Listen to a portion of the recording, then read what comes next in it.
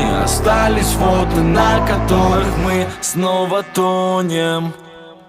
Если я уйду, ты даже не заметишь, тогда скажи мне.